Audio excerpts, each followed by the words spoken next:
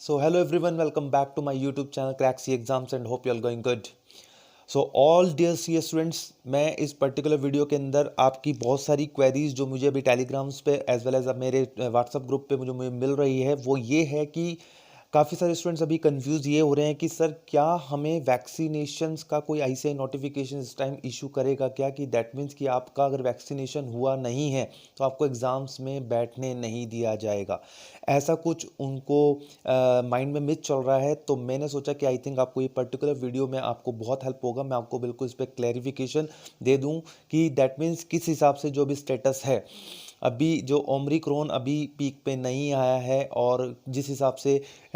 Omicron के cases बढ़ रहे हैं इंडिया में, तो उस सिचुएशन को देखते हुए अभी काफ़ी स्टेट में इलेक्शंस भी हैं, तो अकॉर्डिंगली क्या उसके बाद जो आपके मई के एग्ज़ाम्स होने वाले हैं उसमें कितना डिले आ सकता है और अकॉर्डिंगली उसके बेसिस पे क्या ICAI वैक्सीनेशंस का ये नोटिफिकेशन इशू कर सकता है क्या। तो इसमें आपको मैं क्लैरिफिकेशन दे दूं इस बारे पे, जो मेरा ओपिनियन है मैं वो आपको शेयर कर देता हूँ।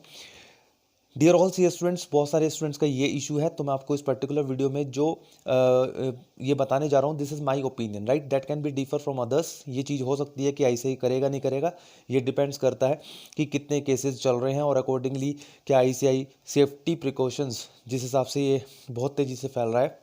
उसको लेकर के वैक्सीनेशन करवा सकता है क्या। मैं आपको यहाँ पे एक चीज़ और भी बताऊंगा कि अगर आपके एग्जाम्स 10 to 15 डेज पोस्टपोनमेंट में होते हैं, दैट इज कॉल्ड, जैसे 15 to 20 मई के मिड में अगर ICAI एग्जाम्स कराता है तो क्या उस केस में भी आपको अप्रोच रखना पड़ेगा।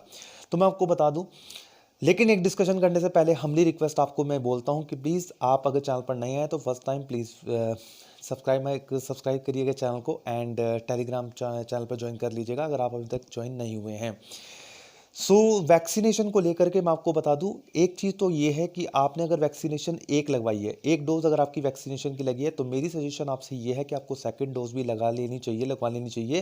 ताकि आपको एक तरह से एग्जाम्स में हो सकता है कि ICAI ये डोज निकाल दे कि दोनों डोज जिसको लगी होगी वो एग्जाम्स में अपीयर हो पाएगा, ऐसा भी हो सकता है। लेकिन एट द सेम टाइम अगर आपको एक डोज लगी है तो आपको सेकंड डोज लगवा लेनी चाहिए, आपको वेट नहीं करना चाहिए, बिकॉज उसमें कुछ टाइम पीरियड आपका जाएगा भी। जैसा मैंने फीडबैक के हिसाब से लिया, जैसे मैंने भी अपनी वैक्सीनेशन दोनों लगवाई हुई हैं, तो उस दोनों डोज में क्या होता है कि कई बार जो सेकंड डोज लगती है उसमें ज़्यादा तबीयत थोड़ी सी ख़राब हो जाती है। वो डिपेंड करता है आपका स्टामिना कितना है,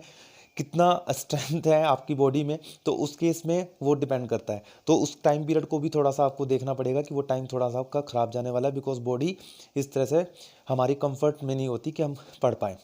दूसरी बात, जिस स्टूडेंट्स को एक भी वैक्सीनेशन नहीं लगा है, ठीक है, उनको वैक्सीनेशन करवाना चाहिए, दैट इज़ बेटर फॉर उनके लिए।